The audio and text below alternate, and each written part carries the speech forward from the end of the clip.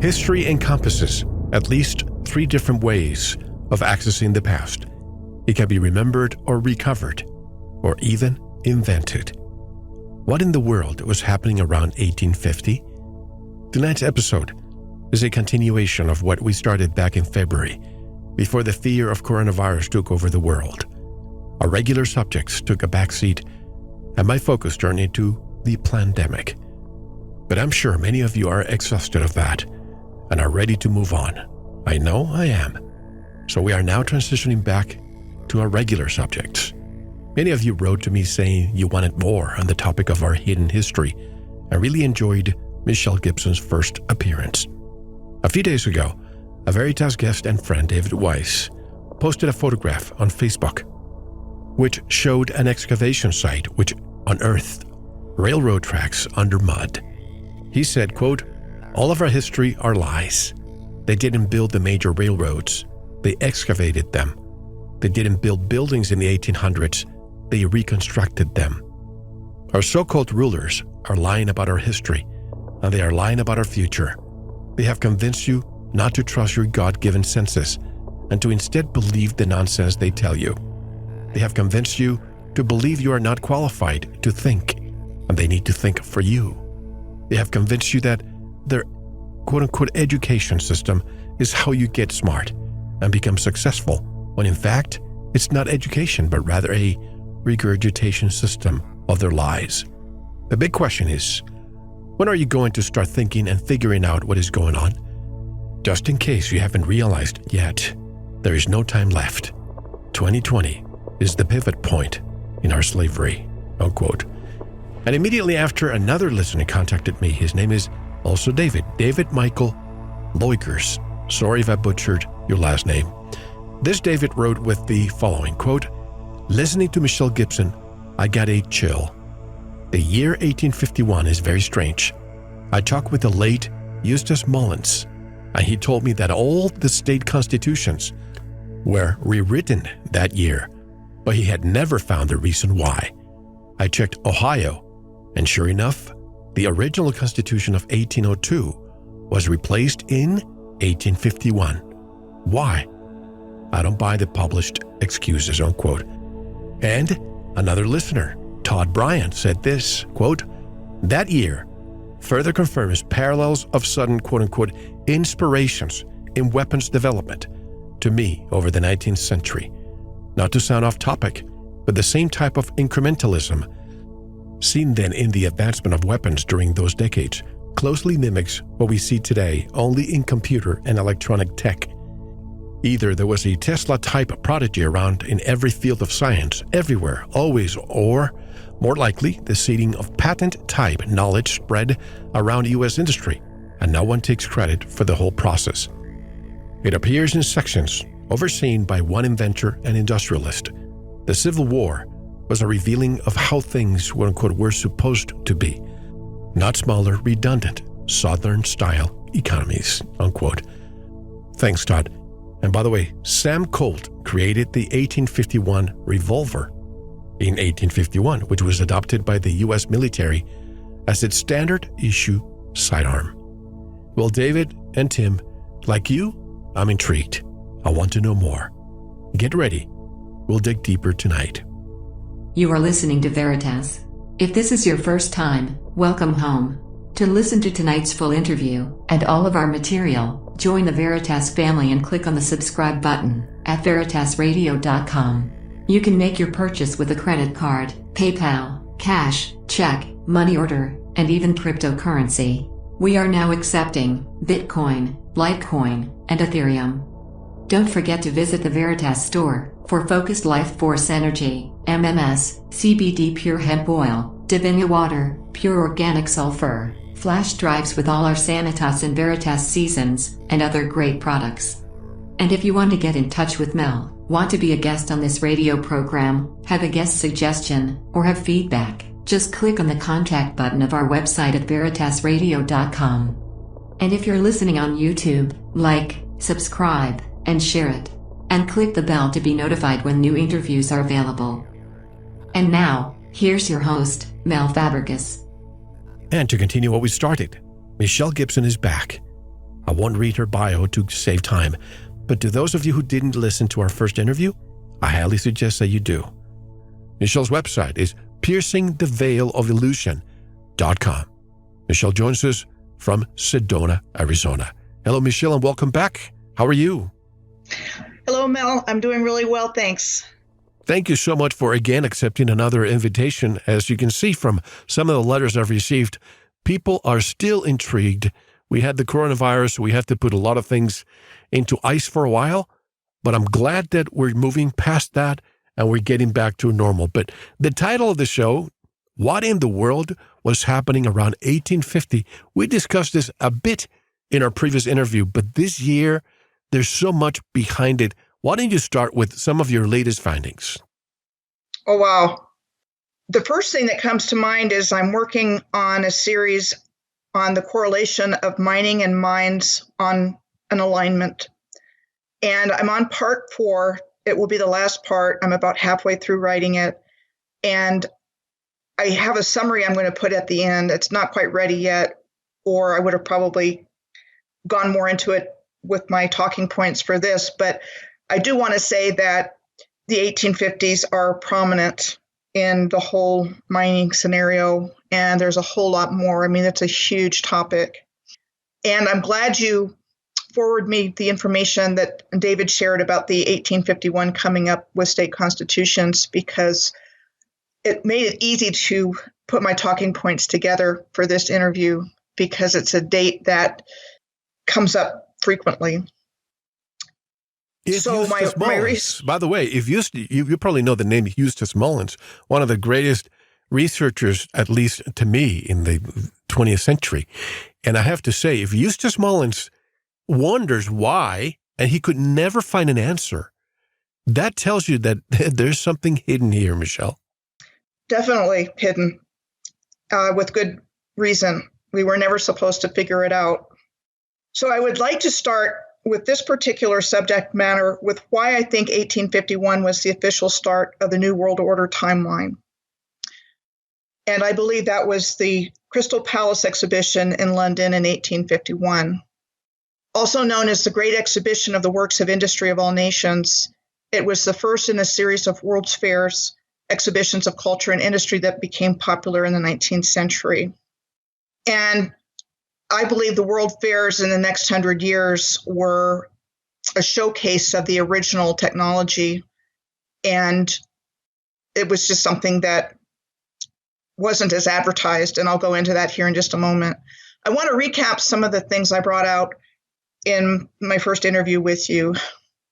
Based on my research and everything I found, I believe that there was a hostile takeover of the planet after a deliberately caused cataclysm that resulted in a worldwide flood of mud, which wiped out the original civilization. There was an almost 2-year period of extremely cold, enduring weather in Ireland between 1740 and 1741. The cause is not known, and this information is in the historical record, but is not common knowledge. Hundreds of thousands of people in Ireland died in the cold snap, which was about 1/5 of the population at that time. And to this day, it is the longest period of extreme cold weather in modern European history, and it led to food riots, famine, epidemics, and death. And I believe in another part of this interview, I'll be talking more about what I believe the causal event was, which I think was the Philadelphia experiment, but I will have a place where I can bring that in a little bit later on. So the question I asked is, what if the explanation involves a disruption in the fabric of space-time, which would have been the Philadelphia experiment? What if it took the beings involved in the cataclysm and takeover around 100 years to dig the original infrastructure out of the mud flow? What if the timeline we have been taught in school actually starts in the mid-1800s with a new false historical narrative superimposed onto this infrastructure, one which brought cruelty, great suffering, degradation, and division to humanity? What if the original order of society was turned upside down and we have been the subjects of a vast human and social engineering project, not for our best interest, but that of other beings? What if these exhibitions, expositions, and world fairs starting in 1851 were showcasing the technology and architectural wonders of the original civilization before being hidden away or forever destroyed? Which is pretty much what happened to the vast majority of buildings that were said to have been built as temporary buildings for World world fairs, and they are absolutely mind-boggling and permanent looking and massive. By the way, Chicago, too. The World Fair in Chicago, they also had a big fire. 1893. Fires at most of them. So there's something else going on there. Very few of the original buildings are left. So what we're told is that the purpose of the first Great Exhibition in 1851 was to be making clear to the world Britain's role as industrial leader, while at the same time it provided a platform on which other countries from around the world could display their achievements. The Crystal Palace covered 19 acres with 100,000 exhibits. It was said to have displayed Britain's wealth as a workshop, banker, and trader of the world. We're told that it took only 9 months to develop it, from plans and organization to the grand opening with Queen Victoria, and that it was organized by a British civil servant named Sir Henry Cole and Prince Albert, Queen Victoria's husband. It was also said to be a temporary structure, like I just said, and if you look at a picture of the Crystal Palace, it's massive. It's beyond massive. I saw a reference to it somewhere that is 3 times the size of St. Paul's Cathedral in London, and St. Paul's Cathedral's massive, and it looks like the Washington Capitol. And it was said to have been designed by a gardener and greenhouse builder named Sir Joseph Paxton. And he was also said to have been commissioned by Baron Meyer Rothschild in 1850 to design the Mentmore Towers in Buckinghamshire, one of the greatest country houses built during the Victorian era. And again, just beautiful architecture. The Crystal Palace was described as a massive glass house that was 1,848 feet or 563 meters long by 554 feet and 138 meters wide, and constructed from cast iron frame components and glass.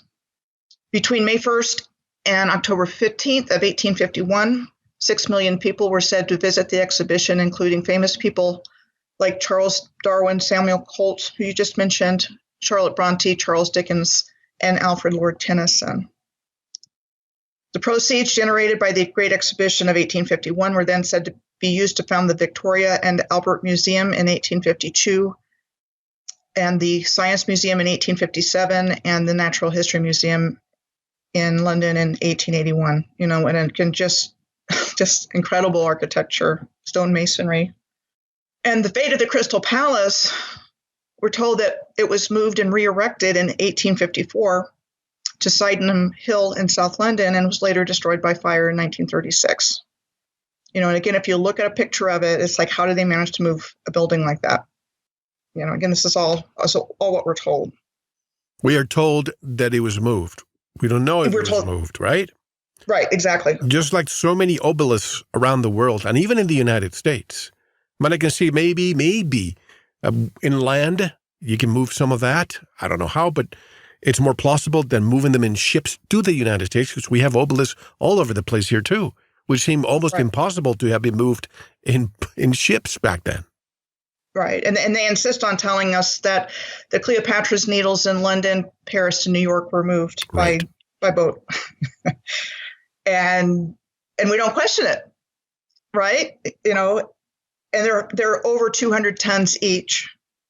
And there's just a story that we're told about it. And, because this information's been removed from our awareness, is it harder to believe it was moved by ship or that it was already there? And that's what this whole research is all about, is there's more evidence that there's an existing civilization than what we're taught about in school. I mean, it does not add up, and that's what my work is uncovering. Let's dissect this more. The obelisks. What do you think the purpose of that was? Some people say they may have been some grounding devices. Some say that there may have been some antenna around the world. What do you think the purpose was? I think everything that was built, every building, every obelisk, every standing stone, every stone circle, all rail systems, star forts, everything was connected to the planetary grid system. Everything was in balance between heaven and earth. And it was a very positive civilization and unified civilization, because I can't conceive of this type of sophisticated instrument being created by countries at war with each other or empires at war. It was like they were all working together. And I would even say in unity consciousness. I think it was a very full expression of human potential in physical form, which I believe is our reason for being here, is experiencing creation as a higher being. Let's talk about the railroad tracks for a moment. I remember when I saw the picture for the first time the other day when David shared it with me, I actually showed it to my daughter, a 13-year-old daughter, and I said, "What do you see here?" And she says, "I see some railroad tracks. I see people excavating." And then I tried to explain what the possibilities could be. And obviously, if you're trained in school, it's very difficult for you to get what I was trying to convey to her. Now, what if there was a mud flood and this was buried and this was used before we were even told that railroads were established in the United States? And that's when she tuned me out. She's like, okay, that's beyond me. Right. But what do you think? Do you think that we had a network of railroad tracks in the United States before the Spaniards and the British came along? Absolutely, 100%. No question in my mind. And it's not just railroads, it's streetcars, it's subways. Buildings. They were already here. So the question is, because somebody sent me the other day a map of all the Native American tribes all over the United States. You know, you see it all over the Seminoles in Florida and the Navajos here and the Yavapais in Arizona, all of them.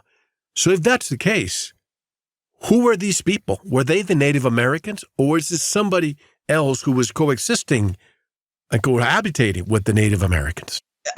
I would say the latter. There was this whole sophisticated civilization. We have been given, I'm not going to use the word stories, but maybe stereotypes of who was in different places. And we've been socially engineered, like I said at the beginning of this piece about exhibitions. It's been a vast human and social engineering project. I talk about this being the Moorish civilization, and that it was empires within empire. So there were empires like the Washatai Empire and the Tartarian Empire and the Barbarian Empire and others that, again, coexisted peacefully with each other. And another piece that goes along with that is my belief that the so-called lost tribes of Israel weren't lost.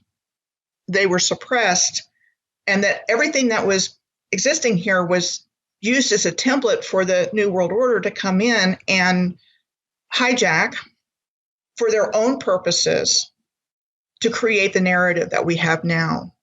So I believe that the children of Israel were the original humans, and we've been taught fragments of information. And that's not to say that, I'm not even talking about holy books at this point. I believe they're pre-existing, but the narrative that we're in, the stories that we have been taught about who we are kind of twisted from what the original purpose was, which was to reconnect with higher self and to live in harmony and balance and abundance.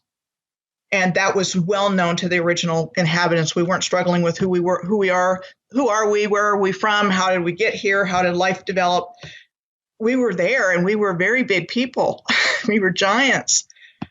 And so I think there's truth mixed in with untruth to hide this original civilization. And that also speaks to the piece about, the people that we think were here would have been connected to the tribes of Israel. But I think everybody was existing in harmony. I hope that makes sense. Oh, it does make sense. And I've discussed the triptychs many, many years ago with the architectural designs that we see around the world, the certain pyramids, and you see the three doors everywhere. It's almost like they're the same type of design. And if that's the case, that, as you say, you call it unity consciousness, I think that was the case. Maybe, and one thing that's really interesting, there's usually not a language, nothing written, unless you talk about the clay tablets that Zachariah Sitchin talks about. But aside from that, you don't see a language. Could it be that we did not use verbal language to communicate years ago? My initial thought when you asked the question is that I think we were definitely able to communicate telepathically. One of the pieces that I'm going to bring out is in the languages of Hebrew, Arabic, probably Tibetan, probably Chinese. There are codes in those languages, codes of life. So everything, I'm going to try to put together why I think that chemistry and language, chemical elements, atomic numbers, all of these things were used in creation. I mean, like, we can't live without the chemical elements in our bodies that are keeping us going without our attention. So I think all of these things are really deeply connected, and that's one of the things about the mining and minerals piece that I'm going to put together in completion. Hopefully by the end of the week, I'll have it all completed. There's 3 parts available right now on my website to look at. And the 4th piece, I'm going to finish up the alignment, and I'm going to throw in what I think is going on. But we weren't ignorant of who we are and where we are in the universe and what's really here, and relationships with other universes. You know, this was definitely a hostile takeover by malevolent beings. Let's keep peeling this onion. What I said at the very beginning, history encompasses at least 3 different ways of accessing the past. It can be remembered or recovered or even invented. I think it's more the latter. And as they say, the history is written by the winners. In this case, I don't even know that I want to call them the winners. I want to call them the usurpers. When we think about Christopher Columbus coming to America in 1492 and coming here through Florida and the Caribbean, and then the British came along and the French and the rest of them and the Danish, I want to know, is there somebody out there who has our true history, that when they came here, they found these buildings erected already and in perhaps technology that they didn't even have anywhere else? Do you think that's plausible? Absolutely. I would start my search in the Vatican Library if I could get in there, but other places as well. And a lot of libraries have been burned. A lot of cities have been burned. A lot of cities were burned in the 1850s. Even the devout Catholics, and I know many of them who are Opus Dei, which is a very conservative sect of the Catholic Church. When I tell them, you realize that the Pope that you know is only one. You have the gray Pope and you have the black Pope.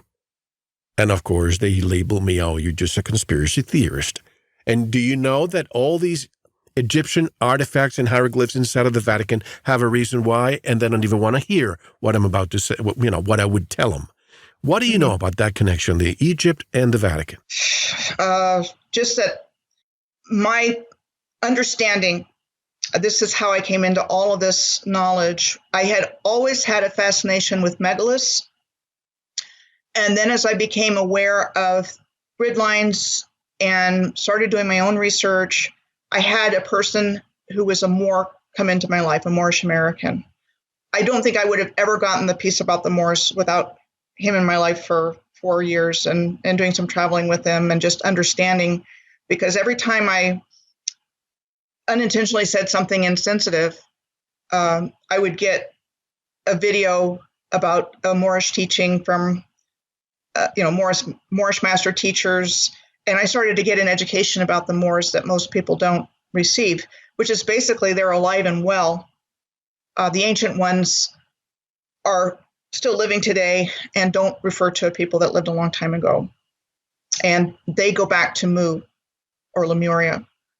So I believe it was a continuous civilization from Lemuria through Atlantis on up until the relatively present day, whenever this took place. It was one continuous civilization. The architecture around the world is the same.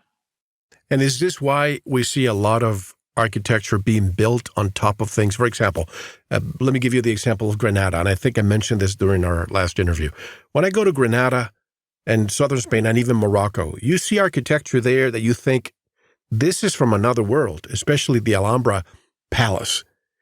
But obviously, the Spaniards, after the Moor conquest ended, they kind of switched things around, and you see another portion of the castle being built by the Spanish, which has absolutely no comparison to what the Moors did. Are we referring to the same Moors that created the Alhambra Palace and had that region of the world for about 700 years? Are we talking about the same people, or are they different? It's the same people. Same people. And Spain is the only place that they were even given credit for being and developing the civilization there. So they were acknowledged within this historical record that we've been taught, but the Moorish civilization was worldwide. So yes, it's the same people. So what struck me was when I was there, and I mention this all the time, I saw churches, synagogues, and what's the word? I cannot remember. Mosques, all together, one right next to each other. And I asked the guide, really? So people during Moorish time, they were living in harmony? And she told me, yes, that's the way it used to be. But of course, then the Spaniards came along, took it over, and they frown upon anything else that's not the Catholic Church. What do you think happened? What happened to the Moors that they lost that? If they had the technology and they had all that wisdom that we can see around, why did they lose? I think it was the mud flood. The mud flood. I think the mud flood wiped the surface population for the most part out. There may have been a few places here and there that didn't get affected by it, but I think it wiped out a lot of places and people. But the mud flood came later. We're talking about in the 1480s or 1490s. That's what we're taught. What I'm saying, I really question that our historical narrative. I think liberties were taken when a new historical narrative was created to explain the existence of what's here. And in many cases, the explanations just don't add up at all. Okay. Yeah. All right. I'm just saying the Moors were in Spain, yes, but I think they were in Spain for longer than 700 years. First of all, let me just say this. We have to remain open-minded by asking questions, because the moment we only start accepting statements by our government, by our teachers, by the educational system, that's when we become closed-minded. And this is why it's important for me to remove everything I've been taught. Columbus came in 1492, discovered America, blah, blah, blah. If I remove that from the equation for a moment, and I know that it takes one generation for knowledge or wisdom to disappear and a new kind of information comes along. And I've talked to a lot of people who studied in the 1900s, and they say many things were different than what we're taught today. Are you saying that perhaps Columbus was a fictional character? That did not happen. They just added that into our books to confuse us from the real reality of where we come from? Not necessarily a fictional character, but with a mission very different from what we're told. So given that I have every reason to believe there was a very advanced civilization in North America, for example, in Caribbean, I think it was part of a boots on the ground land grab and not what we're taught about finding a route to India. And I'm going to address that here in a little bit. A whole nother situation based on the alignments that I've tracked. I just want to make a few other points and then give you some examples of things that I found that's noteworthy. One is that the Earth's prime meridian was moved from the Great Pyramid of Giza in 1851 to the Royal Observatory in Greenwich in London. So it happened the same year as the Crystal Palace exhibition. And then I want to talk a little bit about some naval expeditions that took place in the time frame between like the 1820s and 1840s. And I found this doing research for alignments that I found off of San Francisco and going around the world. I learned a lot by doing the work for that. And I was going looking at the Kerguelen Islands to Matara, Sri Lanka. And I found a man named Jules Dumont d'Urville. And I looked into his life and voyages because I believe his story is important to understanding the historical narrative we've been taught. He lived during the time of the Napoleonic Wars. So Napoleon is a whole nother issue because I'm finding about how the wars that we have been taught about were actually ways to take over countries and remove their sovereignty. And that's a whole nother subject. But this guy, Jules Dumont d'Urville, was going down to places in like the Falkland Islands, the coast of Peru and Chile and South America, New Guinea, New Zealand, and Australia. He went there in 1822, starting in 1822. These were all supposed to be scientific research in the fields of botany and insects, and he brought back thousands of specimens to the Natural History Museum in Paris. Then he went on another expedition in 1826 for 3 years and went to New Zealand, Fiji, the Loyalty Islands, New Guinea, and the Solomon Islands, Caroline Islands, and the Moluccas, which were in eastern Indonesia. And then again in 1837, he went out for the Southern Ocean and ended up in Antarctica and claimed land for France on January 21st of 1840. And if you've ever heard of Adelie Land in Antarctica or the Adelie Penguin, that was named after his wife, Adele. And so he ended up going back to France. And then an interesting side note is that he and his entire family were killed in the first ever rail disaster in France in May of 1842, called the Versailles Rail Accident, in which the train's locomotive derailed, the wagons rolled, and the coal tender ended up at the front of the train and so forth. They all died, and he was interred at the Montparnasse Cemetery in Paris. I just have serious questions about that ending of his life. If that indeed happened, I just wonder if it's a case of dead men tell no tales, because it's such a bizarre thing. And then I just want to tie that in real quick to the U.S. exploring expedition, which went to the Pacific Ocean and surrounding lands between 1838 and 1842. It was described as of major importance to the growth of science in the United States, and that it involved a squadron of 4 ships, same idea with the scientific expedition, also known as the USXX and the Wilkes Expedition. The interesting thing about that is that they claimed land for the U.S. in Antarctica 5 days before the French explorer did on January 16th of 1840. And then the 3 voyages of the HMS Beagle started in 1820 and the last ended in 1843.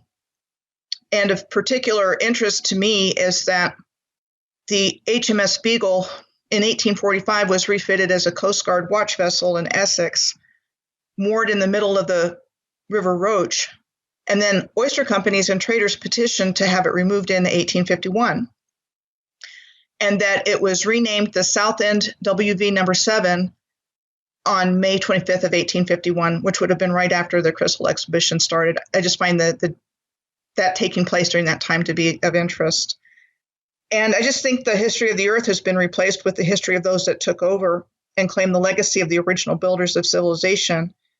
And I believe all these voyages of exploration were part of how they did it.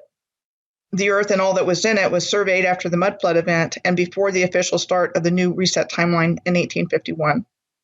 That's just how I interpret all of that. Stay with the mud flood for a second, because this is the area, it's almost like a catalyst to what we saw coming after.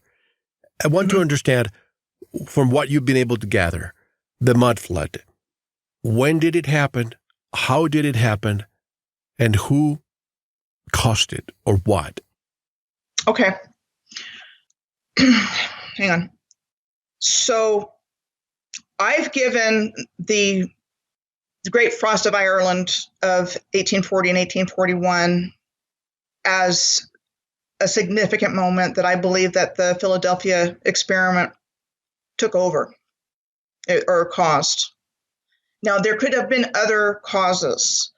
I'm encountering evidence of nuclear explosions, nuclear radiation in India, in the western part of India and Rajasthan, throughout there and up into Pakistan. There is a lot of indicators that there was some kind of nuclear explosion there. And so I'm not ruling out other things. This is just how I came into all of this awareness is through what I've talked about.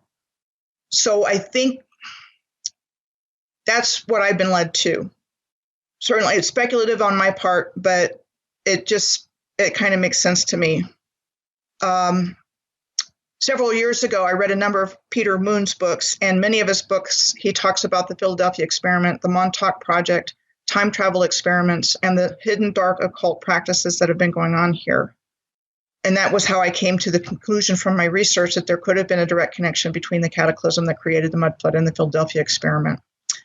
And the Philadelphia experiment took place on July 22nd, 1942, which was midway through World War II at the Philadelphia Naval Shipyard.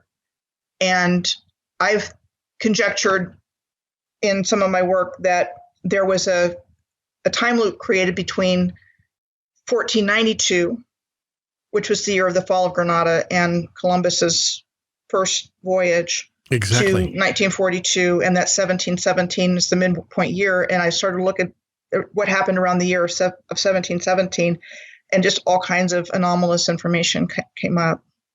So I think I'm in the ballpark. I may not have nailed it, but I definitely think there's something here to be found. Do you think that Peter and maybe you have come to the conclusion that because of the Philadelphia experiment, our timeline changed and what we used to think was not? Actually, I do. And before I even came into the work that I'm doing now, I was reading Peter's books because he was one of the few people writing about the Moors. And he said we were knocked off our original timeline. And I'm reading that and I'm going, what? And it was probably within 3 or 4 years that I started my own research. But I had read all of these people's work that were kind of on similar paths. And Peter's work kind of went into time travel research. And, I definitely think there's something with that. And he also talks a lot about, hang on just a sec. He talks about a lot of different things, but he definitely gets into time travel. And I find it very interesting. He talks a lot about black magic. That's what I wanted to go into, which is very disturbing, but unfortunately it's been a very real problem for humanity, is the use of black magic. When you say that something took over, I call it the usurpers instead of the conquerors. Somebody took over, or some different, I hate to even call it humans. Some people call them the Greys. I hate to even say that. They're not. They're not human. That's what we've been told, right? Right. Did they come from outside of this? I know we have people who think that the Earth is flat, others who do not. So do they come outside of this plane or this planet? I believe they did. And I believe that a rip in the fabric of space-time was created with, I'll just go with my theory that it was created with the Philadelphia experiment, with the ship going somewhere else rather than just turning invisible. It ended up in that time and space in Ireland. And part of what backs that up, and again, certainly all circumstantial, is that Meyer Rothschild was born in Germany right after that, like just a few years later. And then Adam Weishaupt was born in Bavaria, and he founded the Bavarian Order of the Illuminati. Mm-hmm. So we've got two individuals right there that showed up on the scene shortly after that took place. So I think it allowed these beings to come in and incarnate in human form. So they look human, but they're not. And they don't like us whatsoever. And wasn't Meyer Rothschild the one who, obviously they changed the last name, it was something else, but he actually trained his offspring, his children, to go to different parts of the world to create what we now call the central banks. But some went to Asia, some went to Europe, some went to the Americas eventually. Wasn't that Meyer Rothschild who actually spread his children to create the empire of money? Right. He founded the House of Rothschild and proceeded to take over financial systems around the world. And that's all you need. If you control the world's money supply, you control the people. Right. So that's all in there. It really goes very deep, and I'm going to talk about that some in Following the Money and the Influence. So this is kind of how I see it, is that if you look in the world of business, there are two kinds of takeover bids, and one is a friendly takeover when the board from both companies, the target and the acquirer, negotiate and approve the bid. And then there's the hostile takeover bid, which occurs when acquiring company seeks to acquire another company, the target company, but the board of directors from the target company have no desire to be acquired or merged with another company. So there's two ways to get target company in the hostile takeover. And one is a tender offer to purchase shares at a premium to market price, or the proxy offer persuading shareholders of the target company to vote out the existing management. So on one side, we have Team Light, who, along with the ancient advanced civilization, were co-creating the fullest expression of human potential there ever was on Earth. By the way, I don't mean to interrupt you. Somebody is on the line. Can you hear it? Hello? Can you hear me? Yep. Somebody's on the line. I've never had this before, but I can hear it. Can you hear it? It's almost like I can hear the ambient noise. It just happened. But anyway, please proceed. Okay. Maybe they'll learn something from us. Then we have Team Dark on the other side, comprised of fallen angels, archons, demons, and other beings with a negative agenda towards humanity, including negative extraterrestrial races, all of who have been interfering here on Earth. Team Dark was jealous of humanity, greedy, and hungry for power, and they wanted to rule over it all, take the wealth for themselves, and control the destiny of humanity for their own benefit. But the problem is, in a free will zone like Earth, the human beings who live here have to give their consent to choose whether to follow the light or the dark. And the way that I see it, the negative beings wanted to set up a new god as Lord of the world, which we would know as Lucifer, and wanted a proxy vote for their hostile takeover, and persuade enough of humanity to voluntarily accept Lucifer over the creator of the universe. However, the only way they can accomplish this acceptance is by outright lies, deception, and duplicity, because if people knew the true agenda of these controllers, the majority of humanity would never, ever accept this. So I think they developed this complicated plan to knock humanity off the positive Moorish timeline of higher consciousness in an interdimensional war in order to control humanity, using humans as their tools against the creator and creation. And I think that's where we are right now. I mean, I think that's what's been going on. Can you hear what's going on behind the scenes? I'm going to have to hang up and call you back. Okay. Sure. All right. Sorry about that, Michelle. I wanted to make sure that we got a better line now and I don't hear the ambient noise anymore. Please proceed. Okay. So anyway, I think we were talking about who I think is behind this, and I think they're negative beings with an anti-human agenda that are jealous of humanity, and they saw an opportunity, and the only way they could do it, because they're not allowed to touch us as sovereign beings, was by creating the whole mud flood scenario and then digging everything out and restarting civilization based on what they had dug out at the time. But how do you think this mud flood was created? Because the mud flood is evident in Europe, is evident in the United States. So I'm just trying to understand. I'm not a meteorologist, but I'm trying to think, how can mud be dispersed in such a vast way all over the world? So one possibility, Mel, is maybe it created, what I've been talking about, created a pole shift of some kind, or earth wobble, maybe earthquakes, because earthquakes cause liquefaction. There's footage of it today. If you look up, earthquakes and liquefaction, you can find footage of it. So when whatever took place, it could have knocked the earth out of its spinning or axis or something. What you just said about the liquefaction is exactly what Chan Thomas discusses in the Adam and Eve story. That's what comes to mind when you ask about what could have caused all of that mud. And then there was the extreme cold weather. So that could have also had something to do with it. Do you think there are parts of the world, I know the Yonaguni Islands in Japan, some people say that that is a natural occurrence, what you see on the water there. But, Graham Hancock and his wife have scuba dived, and they have footage. And it's, to me, looking at these straight lines and, goes from here, immediately goes to the right, it doesn't seem like a natural rock formation. It's almost like it was man-made. Could it be that at a certain time in our past, we had areas of the world that were underwater and other areas that are now underwater were not? And this is probably what caused the mud flood? Very possibly. I mean, absolutely, there are places underwater that were above ground, and I'm sure the reverse is true as well. And Yonaguni, if you look at it, invite anybody just to Google Yonaguni, and it's not natural. I mean, you have clear temples, straight lines, gutters, rocks with gutters in them, steps, sculptures.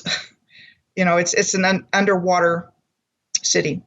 Right. And there's more than one out there. There's ruins underwater off the coast of Cuba. Right. Maybe Bimini Road. Bimini, and there are other places in the Gulf of Mexico and the Indian Ocean. Again, that's all the kind of information that gets suppressed, along with everything else we talk about. What about Northern California and even the Grand Canyon? I mean, Northern California, I've seen maps where Northern California was completely underwater. The Grand Canyon was underwater. And you can look at it now. There must have been some kind of interaction with the rock, the soil, and water in the past. And there's also an Egyptian connection to the Grand Canyon as well. Right. G.E. Kincaid, you know that name. I do. For the Phoenix Gazette. Correct. Finds the cave with all of these things inside at the Grand Canyon, and then the story gets squashed by the Smithsonian. Never happened. Why can't people like you and I and thousands of people who listen, why can't we demand that we get access to that area? Why? Because right now I hear that they have it completely blocked, even to the U.S. Forest Service, state and federal. It's all closed to even the government. Yeah. And that's a really good point. It's been that way for a long time, but especially in my mining series, there are massive mines of all kinds of metals and things in out-of-the-way places, especially up north, huge mines that nobody knows about. All this stuff is going on all around us, but because nobody knows that there's even anything to it. I mean, I see what are earthworks with the topsoil peeled off, Flagstaff, just outside of Flagstaff. I was driving to get a close look at the San Francisco peaks, and I passed by this energy operation where they're taking the topsoil off of a place. And that scenario is repeated everywhere. I mean, there's something of energy value in these earthworks that's being exploited by the energy industry. And I'm not saying everybody that's in the industry knows, but somebody knows. Well, even Sedona, where you are. I mean, the red rocks there. Every guide, at least what they've told me, is that when you have the oxygen gets in contact with that type of mineral, it becomes red. So does that mean that Sedona was underwater before? I've heard that. I do think there's a lot more to the story. Living here, especially, I see ancient infrastructure all around me. And because I've been studying this subject for a while, I can, I'll see something off in the bushes, like some kind of, I'm not going to say construction work, but digging going on off, some side road, and a lot of natural gas pipes. And I think that's all connected as well. While I'm on this particular page, I'm going to kind of bring it back to the 1850s for a moment. Sure. And this is a post called Following the Money and Influence, Part 3, A Look Behind the Curtain into the Origins of Corporations and Companies. So this is where I started off with. America's first oil refinery for making lamp oil was in Pittsburgh in 1854. And then petroleum industry in the United States began in earnest in 1859 when Edwin Drake found oil on a piece of leased land near Titusville, Pennsylvania, in what is now called Oil Creek State Park. And it's called the birthplace of the oil industry. So that was in Pittsburgh, or not Pittsburgh, but Titusville. And there was a big oil boom there for a while. 1839, John D. Rockefeller Sr. was born in the United States, and he was the progenitor of the wealthy Rockefeller family and considered to be the wealthiest American of all time. And he and Henry Flagler, an industrialist and developer in Florida, founded the Standard Oil Company in 1870, which was an American oil producing, transporting, refining, and marketing company, and it was a monopoly, which exists when a specific person or enterprise is the only supplier of a particular commodity. In 1911, the U.S. Supreme Court ruled that Standard Oil was an illegal monopoly, ending its history as one of the world's first largest multinational corporations. And I'm not going to kind of go into a whole lot about Standard Oil, but if you know anything, Mel, Standard Oil is still alive and well. Well, absolutely. This is one of the pillars of all of this. And so I figured somebody left me a comment that Sony is Standard Oil of New York. And there's other things as well. Standard Holdings are involved with the Standard Hotels and other things. And that's a whole other subject that I don't. Now explain that. Sony, as far as I know, Sony is a Japanese electronics manufacturer. It's an acronym for Standard Oil of New York. Okay. Also, let's see. One of the things I talk about in it, I go into it in depth in this particular blog post. There's mounting evidence that there had already been a worldwide free energy system in existence from the original civilization, including electric streetcar systems, which included residential routes. And I have a picture of a lonely streetcar on a street in Charlotte, in a neighborhood, Charlotte, North Carolina. So at one time, they were in existence everywhere and not just limited to a few places here and there. And most of them no longer exist. And then there were trolley parks that included Electric Park in Kansas City and Luna Park in Coney Island, both of which generated an incredible amount of electricity. And they're long gone, with other hundreds of other such parks, just like the World Fairs. I mean, these things are gone. So what I'm seeing is that the petroleum industry was developed in the 1850s in order to provide an energy technology to replace the electricity produced by the planetary grid system that powered the original civilization, and to also make money from the control of non-renewable resources, also pollute the environment. Then there's General Electric, which was founded in Schenectady, New York in 1892 with Thomas Edison. And J.P. Morgan was involved with that because there was a merger of Edison General Electric Company and the Thomson-Houston Electric. Edison General had been founded as the Edison Electric Light Company in 1878 to market Edison's incandescent light bulb, which he was given the credit for inventing, and I'm not even sure he invented it. I say he's given the credit for it because I think that technology was already existing. And then the Thomson-Houston Electric was formed in 1882 in Lynn, Massachusetts. And what I find interesting about that is that they were supposed to have implemented the electrification of streetcars in Lynn, which was part of the Lynn and Boston Street Railway, which we're told was in service since 1854, when it had been powered by mules.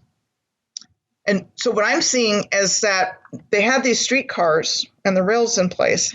They used mules to pull them, and you'll see pictures of that. If you look up, historical pictures of streetcars, you'll see dozens of them being pulled by mules until they could figure out how to re-electrify the original electric streetcar system. So you're saying that almost like, I'm thinking of the Carrington event that happened in 1859, if I'm not mistaken.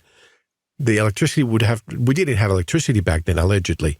But you're saying that we had electricity, the mud flood happened, And then there was no electricity, but the railroads were there, and they were pulling with animals, right?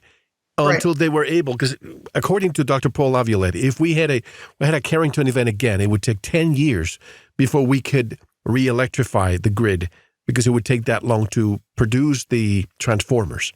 So if we had electricity back then, theoretically, how long did you think was that parenthesis of no electricity? The example I just gave took place in 1888. So a period of, they say they used it since 1854 and they electrified it by 1888. And let me go ahead and make a complete thought, because I'm going to tie that into Ford and the automobile industry, because there's an important point I want to make about that. So they've got the oil, they've developed the gasoline, which they can monetize instead of free energy. Henry Ford's first automobile company was the Henry Ford Company, which he started in 1901. Less than a year after that, he left the company after a dispute with investors with the rights to his name, and that company became known as the Cadillac Motor Company under new ownership. He subsequently went on to found the Ford Motor Company in 1903 and started producing cars right after that, and developed the Model A. And then in 1904, moved to a new factory where the first Model Ts were built. And then in the next 10 years, would lead the world in expansion and refinement of the assembly line concept. There's two things I want to bring out about this. One is he brought part production in-house and thereby brought vertical integration into his company, which is where the supply chain of the company is owned by the company, all of its parts and everything. So how are they going to suck up the wealth into the hands of a few? There are so many of these companies that were vertically integrated, these early companies. Ford is just one example of owning everything. So, there's making money hand over fist. This facilitated mass production of the new cars. Gasoline-powered private and public transportation provided another form of transportation for people, replacing the electric streetcar systems, and, like I said, providing a highly lucrative means of generating wealth for the numerous companies involved in the transportation industry. And no non-polluting and low-fare streetcars were simply no longer wanted. And an example I have of this is in Montgomery, Alabama, one of the first streetcar systems said to have been built operated in Montgomery for only 50 years, from 1886 to 1936, when the streetcars were retired in a big ceremony and replaced by buses. So the electric streetcar system was replaced by what we have today, buses and trucks and cars. And I tell people there was even a streetcar system in Manaus in the middle of the Amazon rainforest in Brazil at one time. There's pictures of it if you look it up. So, did you say streetcar in the middle of the Amazon forest? Yes, in Manaus, Brazil. Manaus. In the heart of the Amazon. This was all over. And I've really got it documented in different posts on my blog. And every time I go to research, I just find more out. And this is the problem, that every time you open a door, 10 more doors open and you realize how much we don't know. But we have to take a one and only break. But before we do that, you mentioned a name, Thomas Edison. And everybody thinks he's the hero. He's the one that invented this and that and the electric bulb and blah, blah, blah. But hardly anybody talks about, to me, he's probably one of the most important heroes of all time, Nikola Tesla. And hardly anybody talks about him. But two things to mention. General Electric, you mentioned that company. Since 2016, it has been owned by China. They bought it for $5.4 billion. And they also own a big stake of Ford. So two companies that you mentioned, China. And now with this pandemic that we are hopefully leaving behind, who's the one that's accumulating most of the assets because of the way the pandemic treated the world? China. I want to ask you this now, and you'll give me the answer on the other side.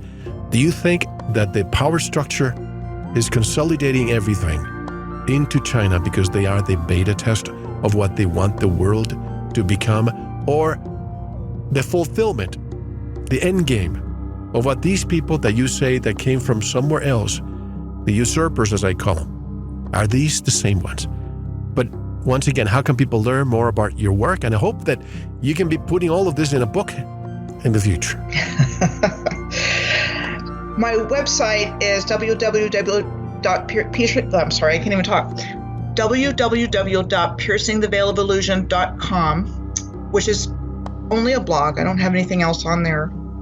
And then I convert all of my blog posts into videos, and I have YouTube channel, Michelle Gibson, and if you type in Morse, Moors, it comes right up. And I also have Patreon, Piercing the Veil of Illusion.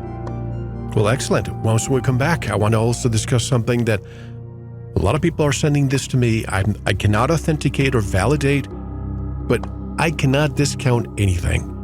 The fact that, that Hitler actually escaped to Argentina, and he lived there, and he had 4 daughters with Eva Braun. And those daughters, most of you know who they are. But we'll see that and discuss it during part 2 in the member section. This is Mel Fabregas. My special guest today is Michelle Gibson. Don't go anywhere. Thank you for listening to the first part of this important Veritas interview. To listen to the rest and all of our material, proceed to the member section or join the Veritas family by subscribing. Click on the subscribe button at veritasradio.com. You can make your purchase with a credit card, PayPal, cash, check, money order, and even cryptocurrency. We are now accepting Bitcoin, Litecoin, and Ethereum. Don't forget to visit the Veritas store for Focus Life Force Energy, MMS, CBD Pure Hemp Oil, Divina Water, Pure Organic Sulfur, flash drives with all our Sanitas and Veritas seasons, and other great products. And if you're listening on YouTube, like, subscribe, and share it. And click the bell to be notified when new interviews are available. Now, proceed to the members section or subscribe to listen to the rest of the interview. You don't want to miss it. Thank you for listening to Veritas. Because you don't want to believe. You want to know.